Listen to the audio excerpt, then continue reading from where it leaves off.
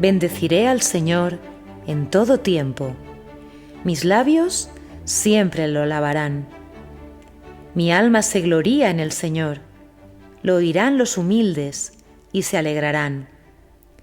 Engrandeced al Señor conmigo. Exaltemos aún a su nombre. Busqué al Señor y Él me respondió. Me libró de todos mis temores.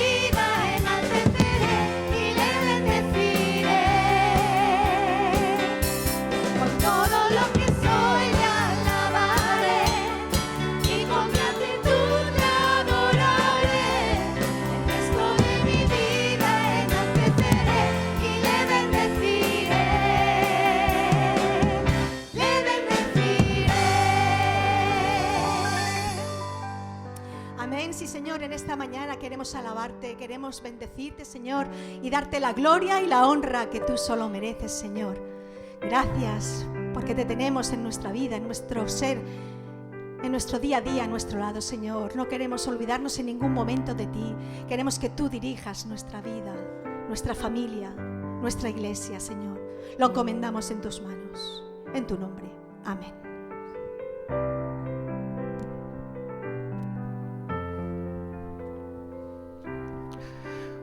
Buenos días, hermanos, hermanas, qué gozo el poder volvernos a reencontrar y qué gozo el poder ver caras que hacía tiempo que no veíamos y el poder solo vernos ya como que produce algo nuevo, ¿no? Y qué gozo es que nos podáis estar siguiendo desde vuestras casas y queremos dar la bienvenida. Bienvenidos a aquellos que continuáis siguiéndonos, bienvenidos a aquellos que nos seguís por primera vez y bienvenidos a todos vosotros por estar en este lugar y permitirnos que podamos alabar al Señor juntos. ¿Qué os parece si nos saludamos unos a otros, nos decimos bienvenidos a esta, la casa del Señor, bienvenidos a este, el tiempo del Señor? Pero sin vergüenza, sin vergüenza, que somos familia y estamos en casa. Bueno, podéis tomar asiento. Nos gustaría recordar que en este tiempo, más que nunca, debemos estar unidos, debemos estar juntos, debemos estar apoyándonos. Y para eso la Iglesia tiene una estupenda herramienta que está en Internet, que todos podemos acceder a través de nuestros dispositivos, nuestros teléfonos, iPads, aplicaciones, ¿verdad? Podemos acceder a todo lo que nos une en el Señor. Fijaos que tenemos el tiempo de oración ahí, donde podemos encontrar los motivos de oración de la Iglesia, al igual que tenemos el tiempo de oración, y en las noticias nos recuerda que tenemos que celebramos todos los domingos antes del culto, a las 10:15, en un lugar abierto tan precioso que el Señor nos ha dado, que es el bosque. Tenemos la oportunidad de juntarnos en oración, porque sin duda en este tiempo necesitamos estar unidos en oración. Y por eso también tenemos aquí en el templo un rincón que llamamos rincón de la oración. En este caso lo tenemos a la derecha, y ahí tenéis unos papeles para que, si tenéis motivos de oración, si queréis compartir motivos de oración, podáis ponerlo y juntos como iglesia podamos estar unidos en oración. También en la intraweb, como veis, tenemos lo que es el apartado de niños, Aventura Kids. Recordar que después del tiempo de verano retomamos Aventura Kids con nuestras actividades, con nuestros programas, y que sin duda creemos que puede ser una herramienta para que los niños también estén unidos en un mismo espíritu, con unas mismas lecciones, y que juntos puedan seguir creciendo a través de sus dispositivos en el Señor. Nuevamente vemos que en la intraweb tenemos los grupos ADN, importantísimo ahora para unirnos. Tenemos diferentes grupos, múltiples grupos a lo largo de la ciudad, a lo largo de la comarca, en el cual nos podemos sumar y tener ese apoyo, ya sea de manera presencial o ya sea a la distancia, pero sabemos que tenemos un grupo de pertenencia al cual podemos acudir si hay cualquier situación, cualquier dificultad, al cual podemos reclamar, el cual va a estar orando por nosotros y podemos compartir el Evangelio. En la intraweb también tenemos el acceso al estudio bíblico. Recordad, la semana pasada iniciamos un nuevo estudio bíblico, esta vez en la carta de Filipenses, con el lema: tengo una carta para ti, y para ti, y para ti, y también para ti. En la semana pasada tuvimos la exposición bíblica, esta semana tenemos el texto que nos ayuda a reflexionar y sobre todo las preguntas para poder profundizar en el texto, y la semana que viene retomaremos una nueva exposición de la palabra, y así sucesivamente. Como veis, todo lo tenemos en nuestra intraweb, que es anotar, aunque sea en la memoria, iglesiadenia.org, iglesiadenia.org, iglesiadenia.org. ¿Ya la sabéis? A ver, decidla. Muy bien, ya la sabemos, así que ya no tenemos excusa para poder acudir a ella y poder tener tantos y tantos recursos que ahí se exponen, radio, ya sea los cultos. Tenemos todos los recursos de la iglesia ahí puestos. Y otro elemento que nos une y que hace posible que la obra del Señor no pare es nuestras ofrendas. Los que estamos aquí podemos hacerlo a la entrada y ofrendar, o lo podemos hacer desde casa a través de transferencia bancaria a la cuenta que aparece en las pantallas. Ahí tenéis la cuenta de la iglesia, donde podéis hacer tanto vuestros diezmos como vuestras ofrendas. Eso sí, si hacéis a través de la cuenta bancaria, recordar poner vuestro nombre y apellido, o si aún es mejor, si podéis poner el número de sobre, ya genial, porque facilita muchísimo el trabajo de los contables para poder llevar la contabilidad de la iglesia. Como veis, tenemos muchas herramientas que pretenden dos cosas. Una, que estemos juntos, y otra, que podamos seguir haciendo y proclamando el Evangelio en medio de este tiempo que sin duda Dios tiene algo especial para su iglesia y para la ciudad. ¿Qué os parece si podemos transformar esto en una oración? Sí, Señor y Padre Celestial, te damos gracias. Gracias por la familia de fe que tú nos has permitido formar y desarrollar en este lugar. Gracias, Señor, porque sabemos que tú tienes algo nuevo para nosotros en este tiempo, Señor. Gracias, Señor, porque sabemos que las oportunidades que se nos multiplican en este tiempo de darte a conocer, que la gente reconozca que hay un Dios que está al control de todo y en el único que podemos descansar en medio de la adversidad. Gracias, oh Padre Celestial, por tu presencia ahora y siempre con nosotros. Amén. Dios os bendiga.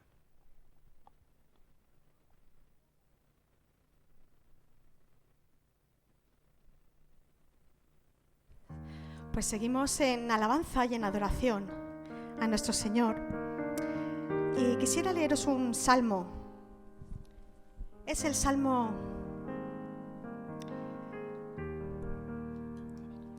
117, que nos dice: Alabad a Jehová, naciones todas, pueblos todos, alabadle, porque ha engrandecido sobre nosotros su misericordia, y la fidelidad de Jehová es para siempre.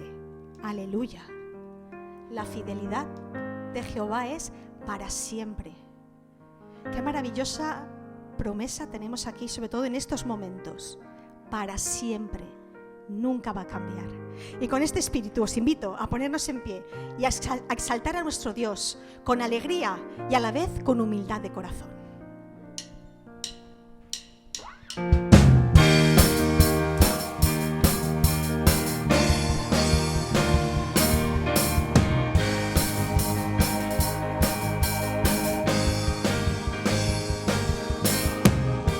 Aquí estamos por ti.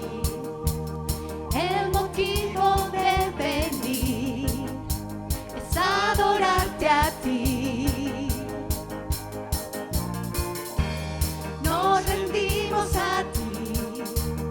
Ven, haz tu voluntad en este lugar. Traemos nuestra adoración,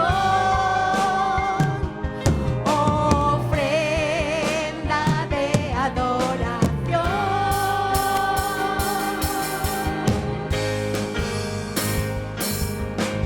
Cristo, venimos a exaltarte, a glorificarte.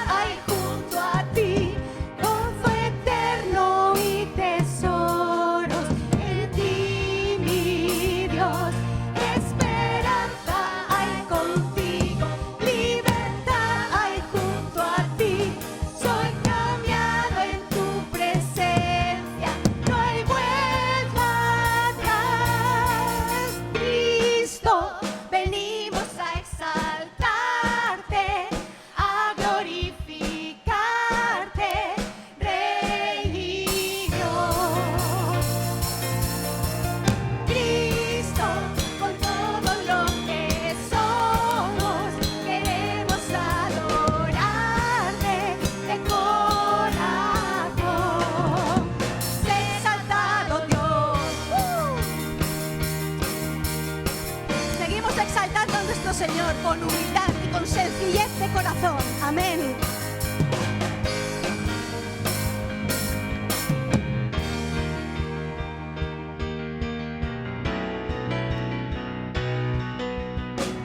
Con humildad y sencillez a ti, Señor, me acercaré. Es por tu amor que soy feliz para decir con todo mi corazón: te amo a ti, no hay más que decir. Mi vida es la prueba de mi amor. Te amo a ti, no hay más que decir. Mi vida es la prueba de mi amor por ti.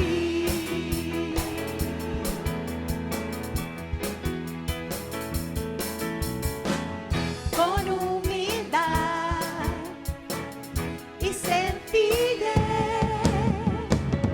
a ti, Señor, me acercaré. Es por tu amor que soy feliz para decir con todo mi corazón: te amo a ti, no hay más que decir. Mi vida es la prueba de mi amor. Te amo a ti, no hay más que decir. Mi vida es la prueba de mi amor por ti.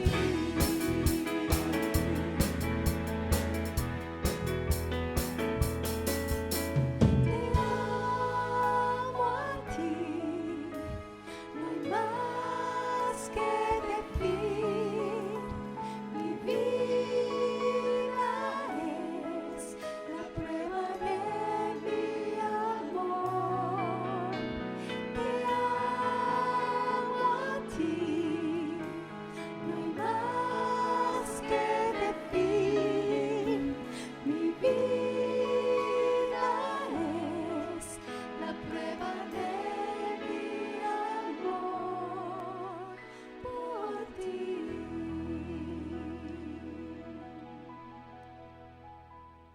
Sí, Señor, en esta mañana queremos decirte que te amamos, Señor. Que no somos nada sin ti, Señor. Queremos que tú seas el centro de nuestro existir. Que tú seas el que controle nuestra vida, nuestras decisiones. Los momentos difíciles que estamos pasando, Señor, los ponemos delante de ti, en tu altar, Señor. Queremos que tú bendigas tu iglesia, Señor, aquí en Denia, en España, en toda la faz de la tierra, Señor. Que tú bendigas a cada congregación que se junta para aprender tu palabra, Señor. Que se junta para predicar, para ayudar a otros, Señor. Queremos ser esa luz que este mundo más que nunca necesita, Señor. Nos ponemos en tus manos. Amén.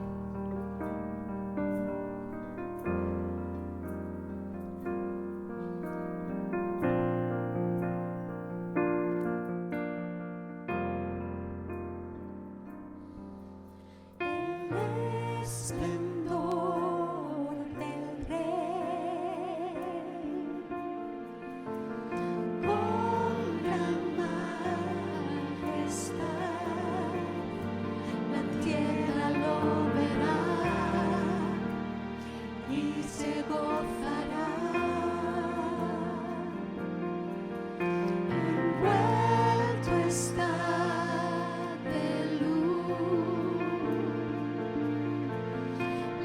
oscuridad con él desaparecerá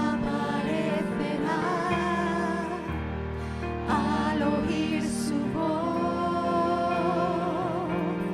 Cuán grande es Dios, cantaré cuán grande es Dios, y todos lo verán. Cuán grande es Dios.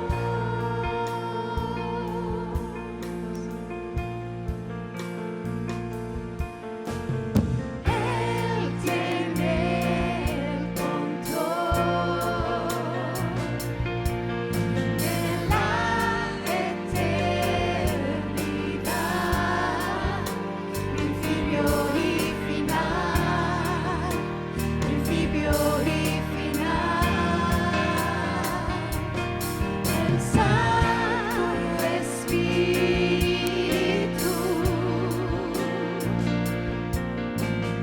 Hijo y Padre son, Cordero y León, son el mismo Dios. Cuán grande es Dios, cantaré cuán grande es Dios, y todos lo verán. Cuán grande es Dios.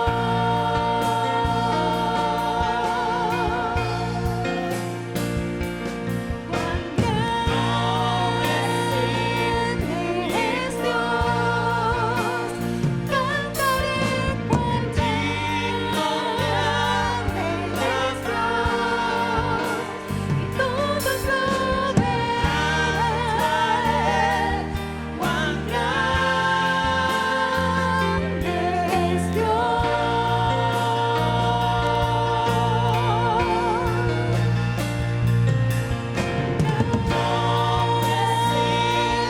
Es Dios, cantaré cuán grande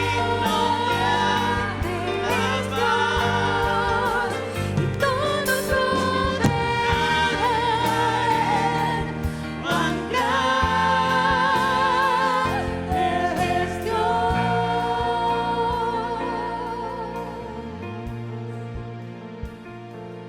Cuán grande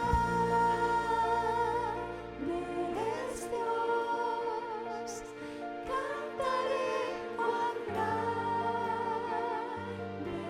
es Dios, y todos lo verán. Cuán grande es Dios.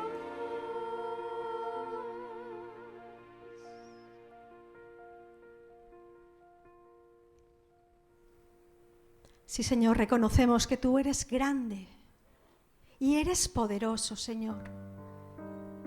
Queremos declararlo y publicarlo en esta mañana, que sin ti no somos nada. Amén. Pueden tomar asiento.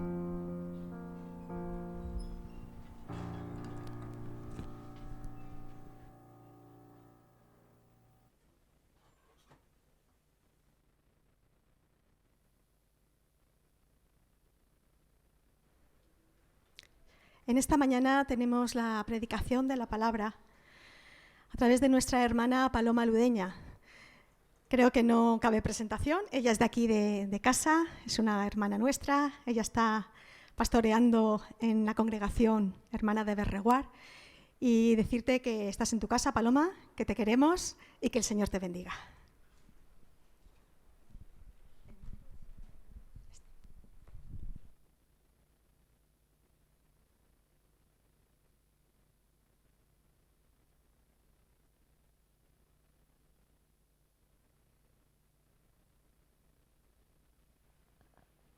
Sí, sí. Bueno, la verdad es que Dios es muy grande. Yo creo que muchas veces no nos damos cuenta de tan grande que es Él. Y es por eso, Señor, que quiero poner ahora este tiempo en tus manos, en tu grandeza, Señor. Toma tú el control de cada corazón, de cada palabra y Señor, que sea tuyo todo este tiempo. Señor, enséñanos y guíanos. En el nombre de Jesús. Amén. Bueno, qué alegría estar aquí. De verdad me encanta volver, veros y os traigo el saludo de la comunidad cristiana de la Safor, la iglesia de Berreguar. Y toda la gente sabéis que os quieren muchísimo y que os aprecian y siempre tienen ganas de venir y de veros. Y también la verdad es que el escenario este es un poco diferente, ¿no? Se me hace un poco difícil ver tanto asiento vacío aquí, es la primera vez que he venido después de tanto tiempo, pero es lo que hay, ¿no? ¿Quién nos iba a decir? Yo a veces cuando salgo a la calle parece que estoy en un sueño, ¿no? En un sueño apocalíptico. Digo, madre mía, ¿quién nos iba a decir hace un año que no podríamos abrazarnos con todo lo que nos gusta? Que íbamos a tener que aprender a sonreír con la mirada, porque ya no nos íbamos a ver de esa manera, los niños iban a no poder jugar como siempre y estarían en las escuelas en esas burbujas que llaman. ¿Quién nos lo iba a decir, ¿no? Que el triaje ya no iba a ser algo asociado a las catástrofes, sino que se iba a dar en las salas de urgencias? La verdad es que vivimos tiempos muy difíciles, tiempos de incertidumbre, de temor, de pérdida, tiempos que llenan nuestra mente de muchos pensamientos y que nos guían muchas veces a auténticos desiertos, a tierras secas, a tierras donde parece que nada arraiga. Espero que vaya bien. Tierras secas, tierras donde parece que nada arraiga, tierras donde nada crece, donde nada parece vivir. Y es que en los desiertos, que son terrenos hostiles, estériles y difíciles, son terrenos también de rebeldía y terrenos de decepción. En nuestro planeta hay un lugar, este que os pongo aquí, que yo creo que os he hablado otra vez de él, que se llama el Valle de la Muerte, está en el sureste de California. Es un sitio que este verano ha sido noticia, porque el 16 de agosto exactamente batió el récord de la temperatura de calor en 54,4 grados centígrados. Había retos aparentemente de 56, pero no estaban clarificados. Pero este sí que estaba bien testado, es la temperatura más alta que se ha dado en todo el tiempo.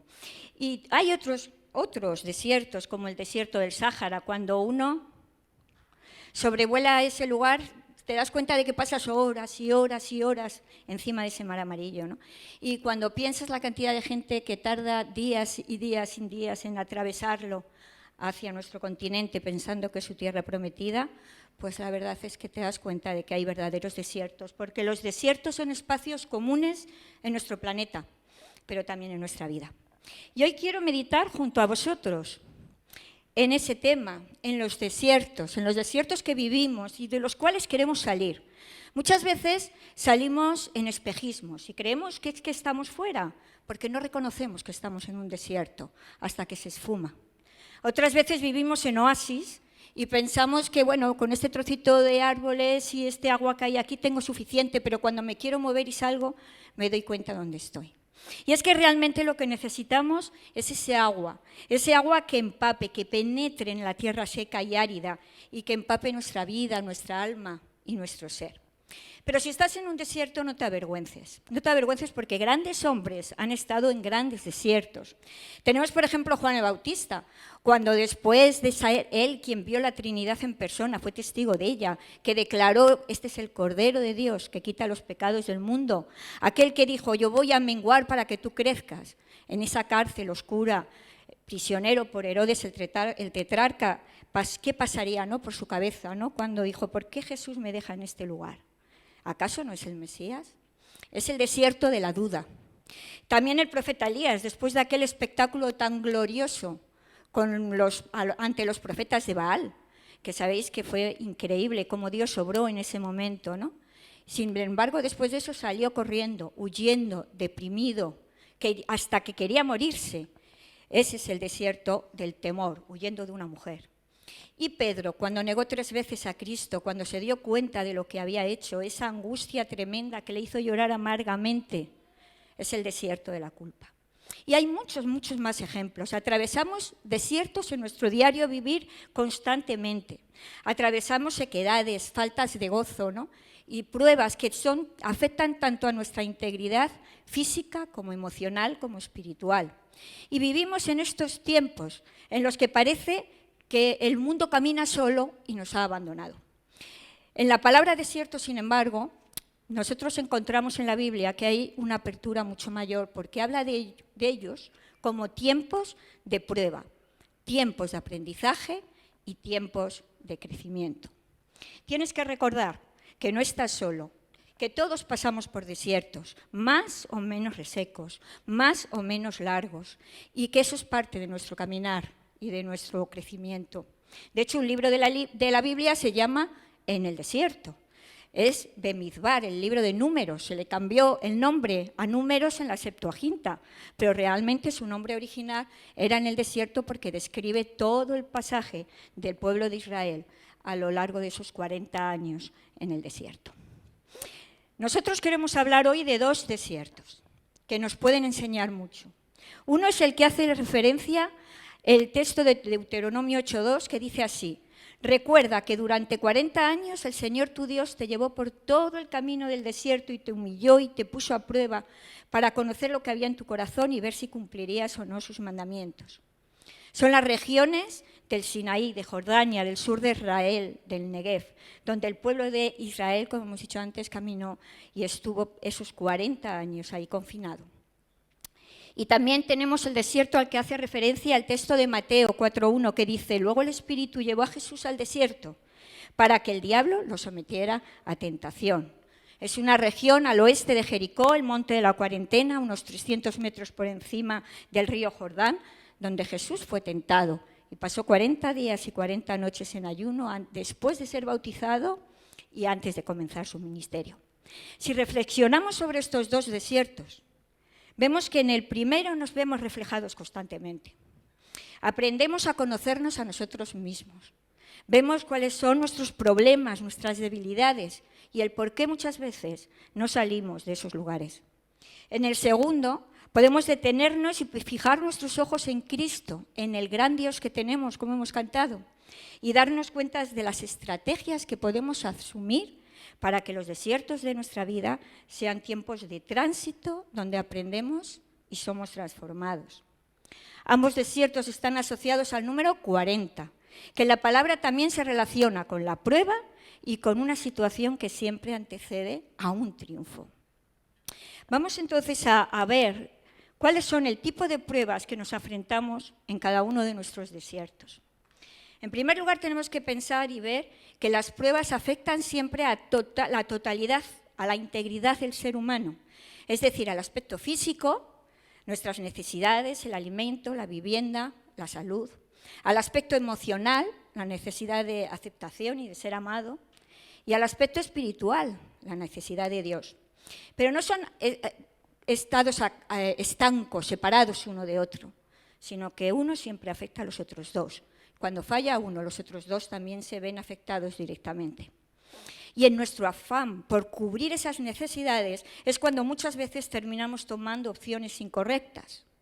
Hay una frase anónima que dice: el pecado es la expresión ilegítima de un deseo legítimo. También vemos cómo esas pruebas evidencian la ruptura que se produjo del ser humano con Dios en el Edén. Acordaros, la tentación del Edén es la primera prueba, la primera tentación. Y dice Génesis 3:6.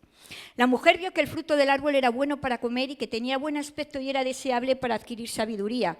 Así que tomó su fruto y comió. Y luego le dio a su esposo y también comió. Fijaros cómo esta tentación primera incluye un aspecto físico. Es bueno para comer. Un aspecto emocional, atractivo a la vista.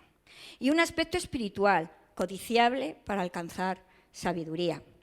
Son las mismas pruebas que nosotros pasamos cada día, las mismas que pasó el pueblo de Israel durante 40 años, que fueron llevados a tener que confiar cada vez más en Dios. Y son las mismas pruebas que fueron tentaciones para Jesús. Antes de continuar, quiero matizar sobre las tentaciones de Jesús. Quiero decir que esas tentaciones fueron reales, y fueron genuinas. Dios no tienta a nadie. El Espíritu Santo le llevó y fue voluntad de Dios para que Jesús se sometiera a ello y aceptara esa voluntad de Dios siempre. Pero Jesús se vio ante la opción de elegir el seguir la voluntad de Dios o no seguirla.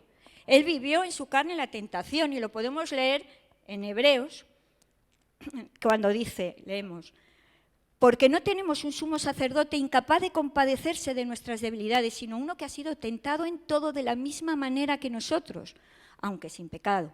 Así que acerquémonos confiadamente al trono de la gracia para recibir misericordia y hallar la gracia que nos ayude en el momento que más lo necesitemos. A través de las tentaciones, Jesús demostró su confianza plena en el Padre y demostró su obediencia total a Él, que era necesario para ese inicio del ministerio. No se trataba de un desafío a la identidad de Jesús, ni se trataba de mostrar el poder que tenía el enemigo, ni era una representación dramática para que aprendiéramos. No, fueron tentaciones reales, dirigidas a la misión que tenía Jesús, que era traer el reino de Dios a este mundo. Pero ahora tenemos que centrarnos en cómo enfrentarnos entonces a todos esos desiertos, a todas esas tentaciones. Los desiertos que afectan a nuestra integridad física. Fijaros bien, en el desierto el pueblo de Israel fue probado y tuvo hambre. Leemos en Éxodo 16:3, ¿cómo quisiéramos que el Señor nos hubiera quitado la vida en Egipto?, les decían los israelitas. Allá nos sentábamos en el torno a las ollas de carne y comíamos pan hasta saciarnos. Vosotros nos habéis traído a este desierto para matar de hambre a toda la comunidad. No olvidemos que la presencia de Dios estaba con el pueblo de Israel. Lo tenían al lado, lo tenían presente. Pero el pueblo tenía temor por la falta de provisión. Y eso les llevó a murmurar y les llevó a la queja. Y les llevó a pensar en el anterior estilo de vida que ellos tenían en Egipto. Se habían olvidado de pronto de que eran esclavos. Preferían incluso haberse muerto antes de estar donde estaban. Acusaron a Moisés, acusaron a Aarón, y entonces, sin embargo, la fidelidad de Dios, como hemos estado cantando y como conocemos, y estaba ahí, les proveyó de pan y de carne, les proveyó de maná y codornices. Al amanecer se levantaban y cuando se evaporaba el rocío tenían esa escama blanquecina de sabor dulce que todos los días tenían que recoger y que su carácter perecedero hacía que tenían que confiar constantemente en la provisión de Dios. Era importante esa estrategia de Dios y los viernes tenían que coger ración doble. Entonces, ¿cuál fue la respuesta de este pueblo, sin embargo? Ellos estuvieron con el maná hasta que llegaron a Palestina. Sin embargo, leemos en la palabra cómo ellos aún así se acordaban del pescado, de los pepinos, de los melones, de los puerros, de las cebollas y los ajos, y decían, estamos hartos de maná, al menos en Egipto la comida estaba condimentada. El pueblo desconfió de la provisión de Dios y priorizó sus propias necesidades. Leemos en el Salmo 78, porque no creyeron a Dios ni confiaron en su liberación, a pesar de que mandó a las nubes de arriba y abrió las puertas de los cielos, a pesar de que hizo llover sobre ellos maná para comer y les dio trigo del cielo. Pero tenemos que en el desierto también Jesús fue probado y tuvo hambre. Leemos en Mateo 4, 2, 3. Después de ayunar 40 días y 40 noches, tuvo hambre. El tentador se le acercó y le propuso, si eres el Hijo de Dios, ordena a estas piedras que se conviertan en pan. ¿Podríamos llegar a decir que es malo necesitar comer pan? ¿Que era algo pecaminoso? Al revés, podría verse que era necesario, después de 40 días tenía que bajar y afrontar todo un ministerio tremendo. No tenía por qué ser malo. Fijaros en la siguiente lectura. Puesto que tú eres el Hijo de Dios, tienes poder para aliviar tu hambre con un milagro. Tienes derecho, pues el Hijo es dueño del universo. No debes sufrir, merece lo mejor y además si mueres de hambre no habrá reino. Eso lo escuchamos muchas veces en los cristianos de la prosperidad. ¿Utilizaría aquí Jesús su condición de Hijo de Dios para su propio beneficio? ¿Qué buscaba el tentador? Buscaba que no utilizara su poder de manera ilegítima y buscaba que no desconfiara nunca de la bondad de Dios y de la provisión para toda la misión que tenía por delante. De esa manera, él respondió, escrito está, no solo de pan vive el hombre, sino de toda la palabra que sale de la boca de Dios. Vemos que hace referencia al texto de Deuteronomio que tenéis ahí y que tiene que ver con los desiertos, las travesías de Israel que estamos contando. La importancia de atesorar la palabra en el corazón. Nos dice el Salmo 119:11, en mi corazón he guardado tus dichos para no pecar contra ti. Es clave poder tener la palabra en el corazón para estos momentos complicados. Pero fijaros bien, no solo de pan vive el hombre, dice la palabra, sino de lo que sale de la boca del Señor. Y recordar que de la boca del Señor salió todo el universo. ¿Cuál es entonces, ante este tipo de desiertos que afectan a la integridad física, nuestra respuesta? Podemos pensar que hay de malo en nuestras necesidades, que hay de malo el necesitar una cosa u otra. El problema es a qué llamamos necesidad, porque muchas veces la necesidad es una palabra malinterpretada y transformamos nuestras necesidades en deseos. Hay dos cosas que tenemos muy claras y tenemos que pensar. En primer lugar, una palabra de consuelo. Dios provee todas nuestras necesidades para ser lo que fuimos diseñados a ser y para hacer lo que fuimos llamados a hacer. Es decir, nada nos faltará si Dios es nuestro pastor. Y hay una confrontación. Necesitamos un padre que nos diga lo que necesitamos, porque realmente nosotros muchas veces no lo sabemos y confundimos lo que queremos con lo que necesitamos. Muchas veces nos vemos en el siguiente proceso. Surge un deseo, yo quiero, y lo transformamos en una demanda, yo debo. Entonces esa demanda va tomando control en nosotros y ya no queremos vivir sin ello y se transforma en una necesidad, yo voy a. Y ya no puedo vivir sin ello. Ahora controla mi corazón y mi vida empieza a funcionar alrededor de cubrir esa necesidad. Y entonces me hago la expectativa de Dios, Señor, tú debes dármelo. Y juzgamos el amor de Dios de acuerdo a eso. Y pensamos que Él no nos ama, nos desilusionamos porque no nos da esa necesidad. Nos enojamos con Él y nuestra fe se debilita. Recordamos las palabras de Santiago que dice, pedís y no recibís porque pedís mal. La respuesta de Jesús nos enseña que la prioridad clara está en el reino, que no está edificada en los que buscan los panes y los peces, sino en los que encuentran en Jesús el verdadero pan de vida.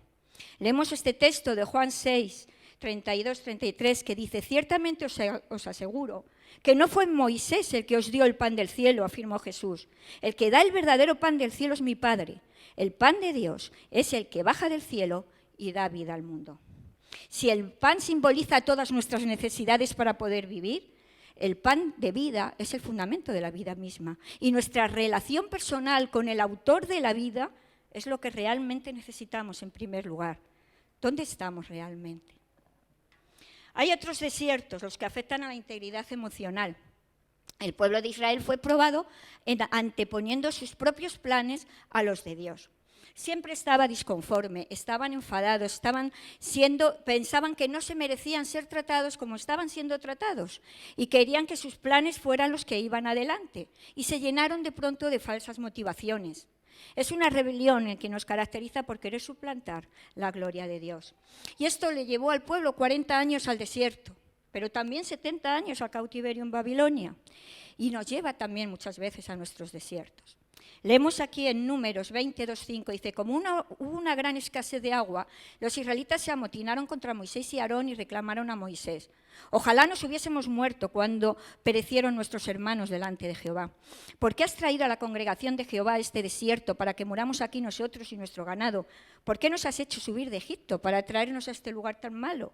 Este no es un lugar de sembrados, ni de higueras, ni de viñas, ni de ganados, ni siquiera hay agua para beber. Parece lo que habíamos leído antes, pero fueron 38 años después. Seguían quejándose, acababa de morir Miriam y estaban con sed, pero el pueblo estaba deprimido, estaba viendo su propia muerte. No estaban donde ellos creían que iban a estar después de todo ese tiempo, no estaban cumplidas sus expectativas, las expectativas falsas que muchas veces nos hacemos. Habían visto cómo Dios había provisto siempre, pero parece que eso no les había importado, sino que ellos se preguntaban, ¿y dónde están las higueras? ¿Dónde las viñas? ¿Dónde los sembrados? ¿Dónde está el ganado con el que yo he soñado? ¿Dónde está aquello que yo pensaba y que creía que era el plan de Dios? Moisés y Aarón oraron y entonces les dijo Dios, toma la vara y reúne a toda la asamblea y habla a la roca. En este caso, Moisés también fue probado. Él era el líder, él tenía una carga ministerial tremenda, estaba agotado totalmente, porque después de todos esos años el pueblo seguía bajo la misma circunstancia y en el mismo lugar. Delante de todo el pueblo y delante de toda la asamblea, él quería volver a mostrar que tenía autoridad ante ellos. ¿Cuál fue la respuesta?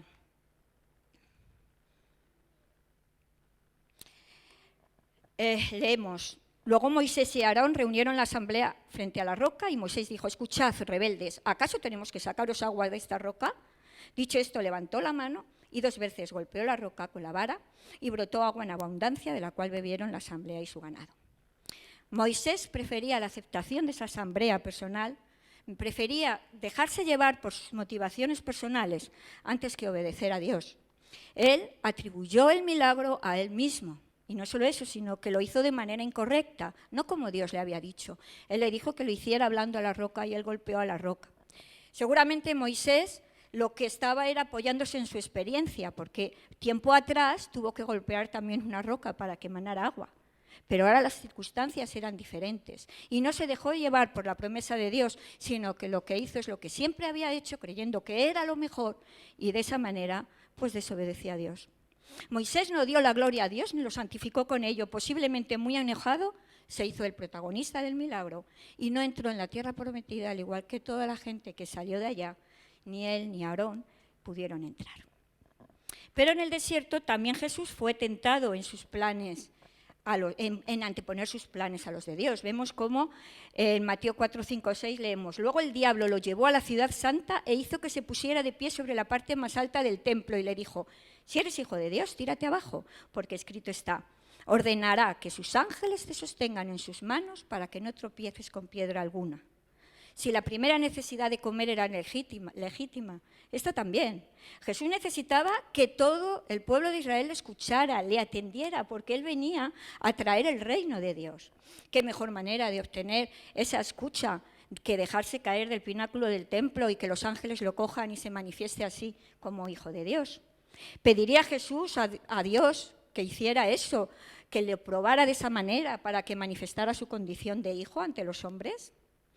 Evidentemente no fue así. El pináculo del templo es una esquina dentro de lo que es de los ángulos del pórtico del templo.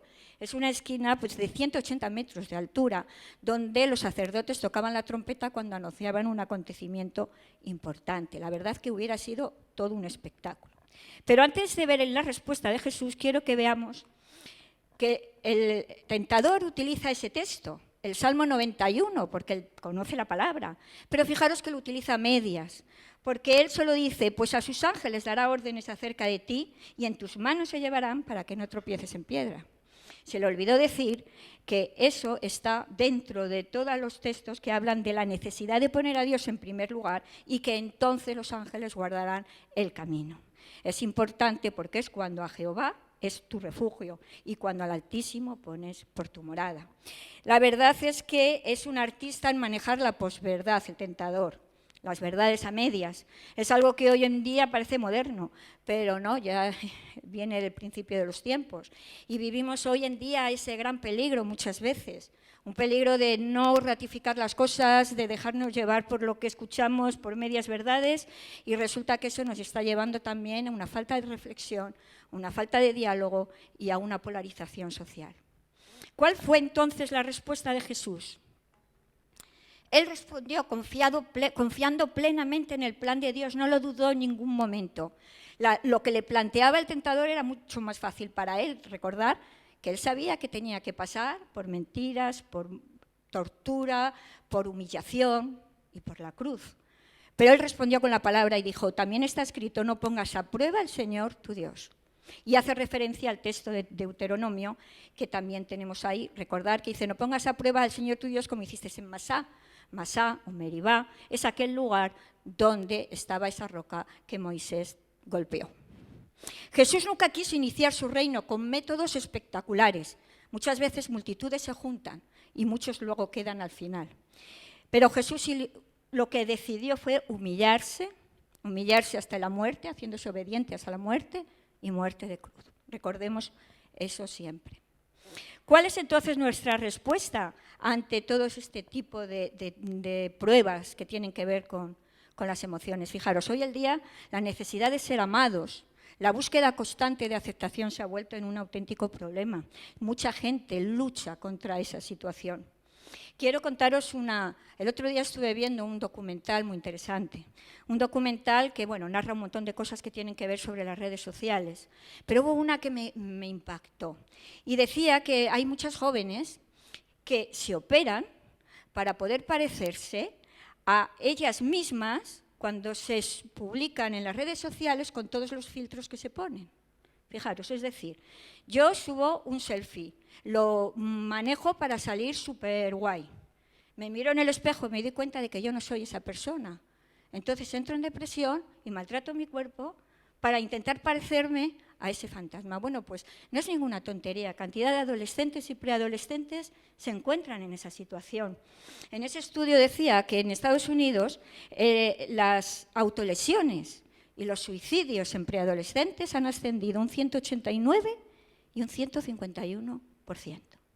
Es increíble. Esa necesidad de ser amados nos esclaviza muchas veces a la aceptación de los demás. Buscamos el like y creemos que el like es lo que nos da el valor. Y si no tenemos like, no valemos.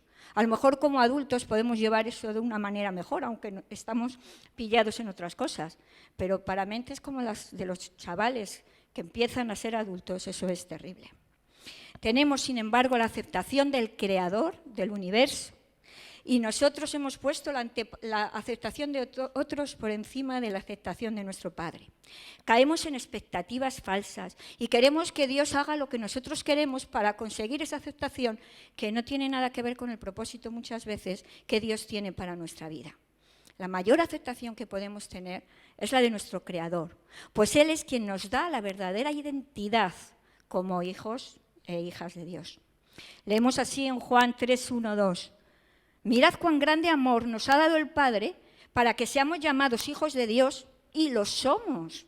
Por esto el mundo no nos conoce, porque no le conoció a Él. Amados, ahora somos hijos de Dios y aún no se ha manifestado lo que seremos, pero sabemos que cuando Él sea manifestado seremos semejantes a Él, porque le veremos tal como Él es. ¿Qué mayor aceptación podemos buscar que esa? Y luego tenemos los desiertos que afectan a nuestra necesidad espiritual. También conocemos todos el pasaje en el que Moisés, estando en el monte Sinaí, después de estar sellando el pacto con las mismas tablas de la ley en las manos, el pueblo abajo se estaba también quejando, ¿y si no baja? ¿Y a quién estamos esperando? ¿Qué ocurrirá si Dios no viene con nosotros? ¿Dónde está Dios, ese Dios invisible? Y entonces querían tener a alguien, algo visible en lo que confiar y en lo que adorar. Y entonces, recordando los cultos en Egipto, pues podemos leer aquí en Éxodo, al ver los israelitas que Moisés tardaba en bajar del monte, fueron a reunirse con Aarón y le dijeron: tienes que hacernos dioses que marchen al frente de nosotros, porque a ese Moisés que nos sacó de Egipto no sabemos qué pudo haberle pasado. La impaciencia, la falta de confianza en las personas que están sirviendo y la falta de confianza en Dios son tres cosas que nos llevan muchas veces a tomar decisiones precipitadas. ¿Cuál fue la respuesta? El pueblo acababa de sellar el pacto, Moisés tenía todavía las tablas en las manos y sin embargo lo habían abandonado ya. La respuesta fue la idolatría y se hicieron un becerro de oro. Leemos en Éxodo. Entonces el Señor le dijo a Moisés: baja, porque ya se ha corrompido el pueblo que sacaste de Egipto. Demasiado pronto se han apartado del camino que les ordené seguir, pues no solo han fundido oro y se han hecho un ídolo en forma de becerro, sino que se han inclinado ante él, le han ofrecido sacrificios y le han declarado: Israel, aquí tienes a tu Dios que te sacó de Egipto. Aarón edificó un altar y dijo que habría fiesta, igual que se hacía con los dioses paganos. Dio forma visible a Jehová. Dijo que ese becerro era el que les había sacado de la tierra de Egipto, cuando sabemos que estaba incumpliendo ese segundo mandamiento: no te harás imagen, no te inclinarás ante ellas. Esa fue su respuesta, pero en el desierto también Jesús fue tentado de la misma manera.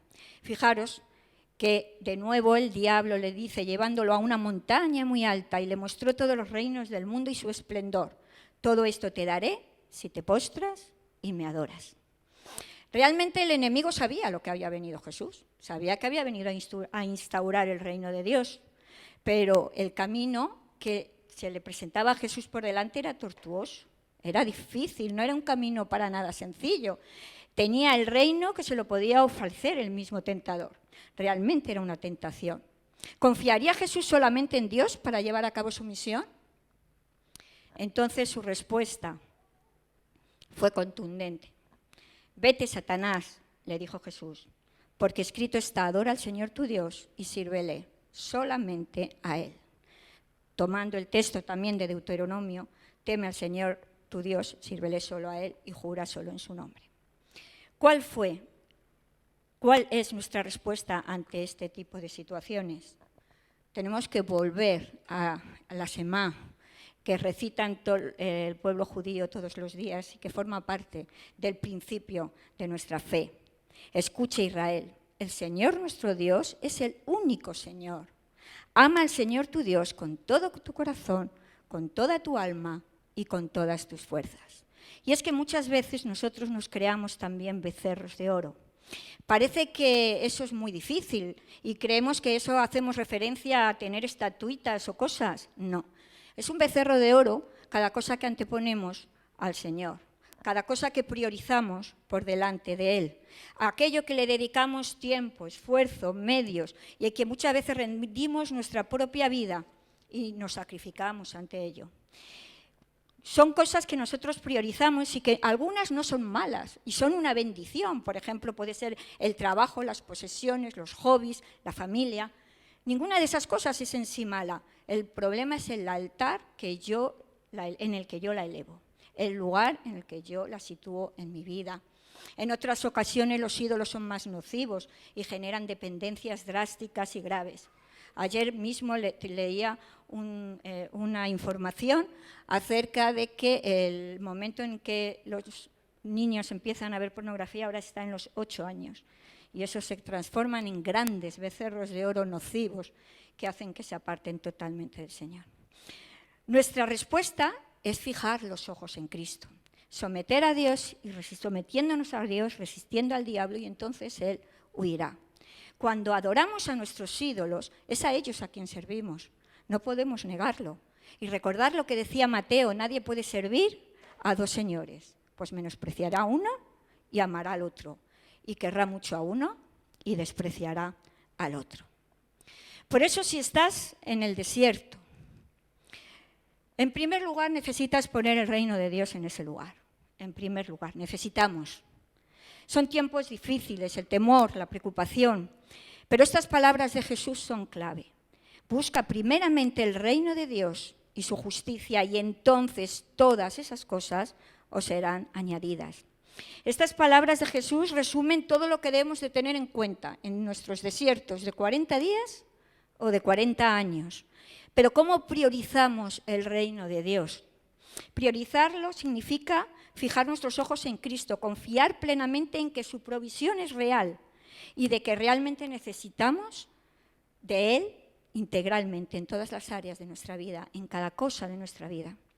Significa negarse a uno mismo, dejar de ser nosotros el foco de atención y buscar nuestros propios planes y no los planes que Dios tiene para nosotros. Significa aprender a recibir de gracia el amor de Dios que sobrepasa todo entendimiento, para poder obrar por gracia y dar por gracia. Significa amar a los demás, poner la otra mejilla, ver a los demás como superiores a nosotros mismos, recorrer una milla más. Tenemos mucho de ello en la palabra. Significa hacer justicia, amar misericordia y caminar humildemente con nuestro Dios. Significa proclamar siempre la libertad de los cautivos, la vista de los ciegos, la libertad de los oprimidos y el año agradable al Señor. Es una manera de vivir, poner el reino de Dios en primer lugar, diferente, real, pero que llena todo de luz y hace que el reino se extienda. Y nos lleva a autoevaluarnos. Me hago yo misma esta pregunta: ¿realmente deseo más que nada en este mundo al Dios que me ha rescatado? ¿Podría yo llegar en un momento a decir a la gente, yo no necesito nada? La gente pensaría que estamos locos, ¿no? Pero hay una manera de vivir en la que puedo yo asumir que el Señor es mi pastor y nada me faltará, y que nos lleva a una experiencia de dependencia de Dios constante, cada vez mayor, porque lo único que le necesito realmente es a Él. Como decía Pablo, buscad las cosas de arriba, donde está Cristo sentado a la derecha de Dios. En segundo lugar, seamos un discípulo radical. No extremista, no radical en el sentido de extremista, sino profundo, enraizado, real, coherente, íntegro. No de conocimiento ni de domingo, sino que toda mi vida esté formando parte de ese discipulado, que transforme mi vida, no solo mi intelecto, que viva ese reino de Dios, esos valores que son tan diferentes, que se trata de Él y no de nosotros, que lo tengamos siempre en cuenta, y que este mundo es muy diferente al reino y tenemos que estar en él muchas veces porque estamos en Babilonia y necesitamos mostrar ese amor de Dios en todo lugar. Implica depender en todo de Dios. Como dice Jesús, si alguno quiere venir en pos de mí, niéguese a sí mismo, tome su cruz cada día y sígame. Porque el que quiera salvar su vida la perderá, pero el que pierda su vida por causa de mí la salvará. Pues ¿de qué sirve al hombre si gana el mundo entero y se destruye o se pierde a sí mismo?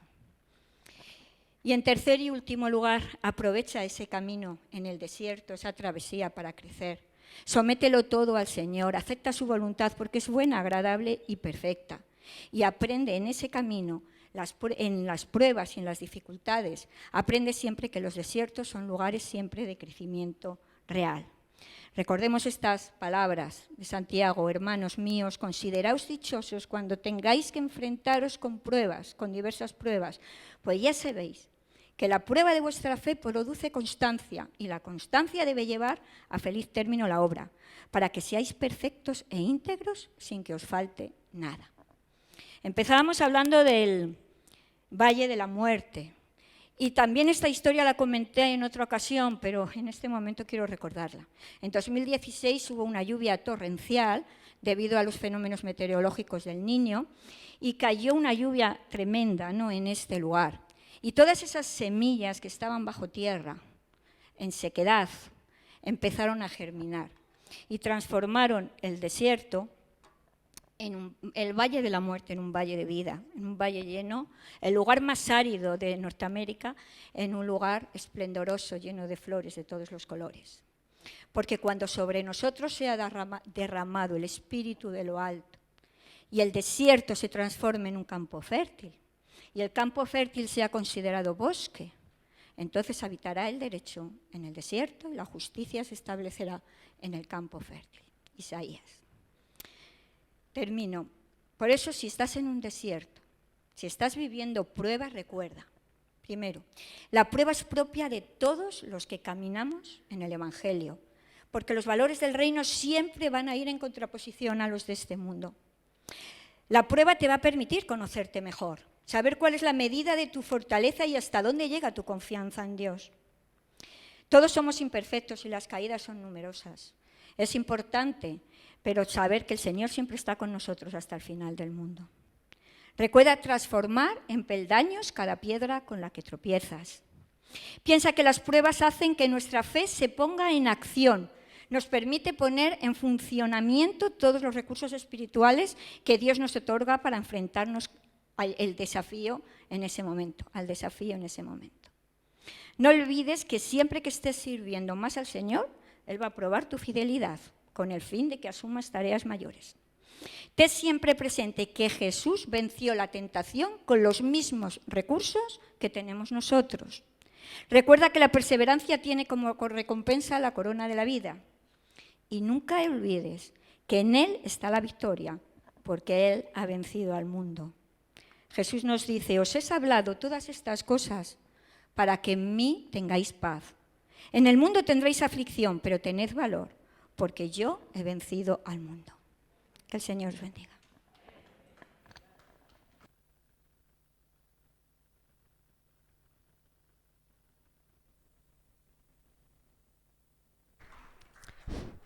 Muchas gracias, Paloma, por tus palabras y queremos que lleves nuestro saludo para la congregación de Berreguar y nuestro cariño.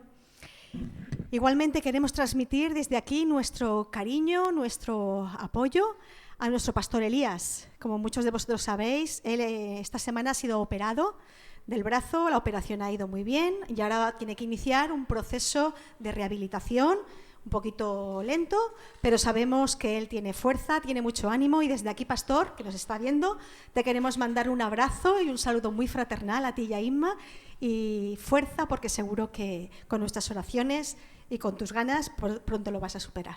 Oramos por nuestro pastor, ¿verdad? ¿Oramos? Nos ponemos en pie y antes de entonar un cántico vamos a orar por nuestro pastor. Señor, te damos muchas gracias por este tiempo que estamos aquí, Señor. Queremos agradecer la oportunidad de estar juntos a través de las redes y presencial, Señor. Y queremos poner delante de ti a nuestros hermanos con problemas, con dificultad de salud, Señor, de trabajo, problemas familiares. Queremos que tú seas el que reines en nuestras familias, Señor. Y en estos momentos, como congregación, queremos poner delante de ti a nuestro pastor, Elías, y a Inma, Señor, para que tú les cuides en estos momentos y tú les des fuerza, Señor, que ellos reciban nuestro cariño y nuestro apoyo. En tu nombre oramos. Amén. Vamos a ir terminando, vamos a entonar un cántico y una cosa más, nos dicen desde el servicio de Ujieres que por favor salgamos ordenadamente, nada más terminar y rápido. ¿De acuerdo? Vamos a hacerles caso por el bien de todos. Terminamos con un cántico que nos dice: si me faltan las fuerzas para seguir, ¿a quién tenemos? A Cristo.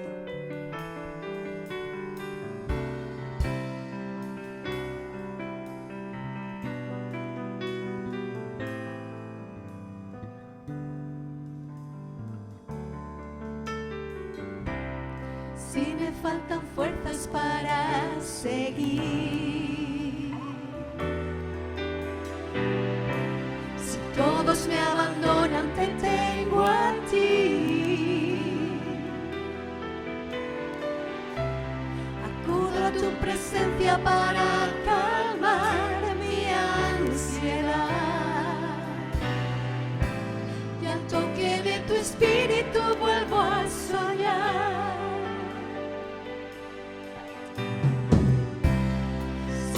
Faltan fuerzas para seguir, si todos me abandonan, te tengo a ti. Amén. Acudo a tu presencia para calmar mi ansiedad, y al toque de tu espíritu vuelvo a soñar.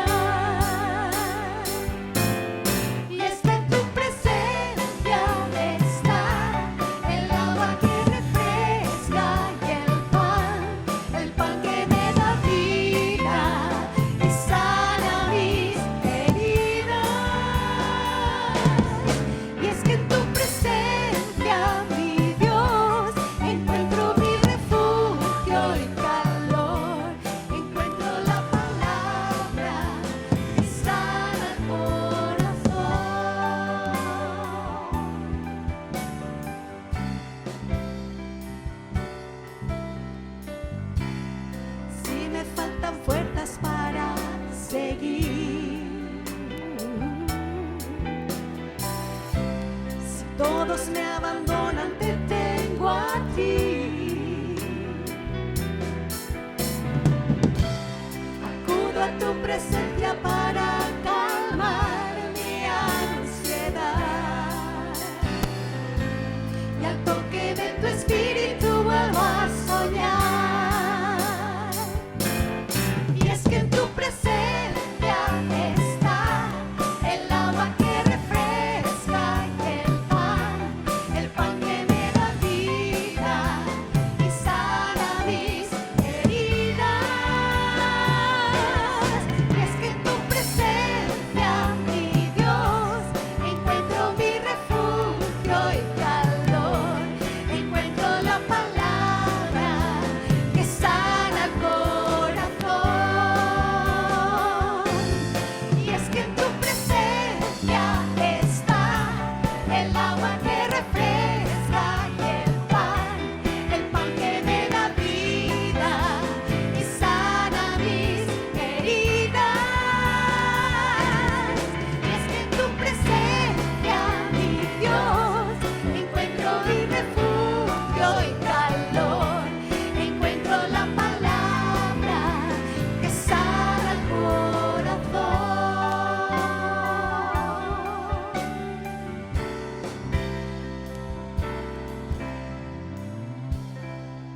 Amén.